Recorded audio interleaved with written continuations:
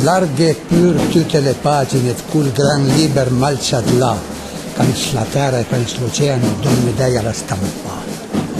Pi lo guarda, pi lo medite, pi lo volta in su e in giù, pi va corse d'esse Dracule, pi conosce fuori il futuro. Da una parte, i vedo niule, citi popoli, citi re, che sciappero, che s'anichino, e sapessi nemmeno perché.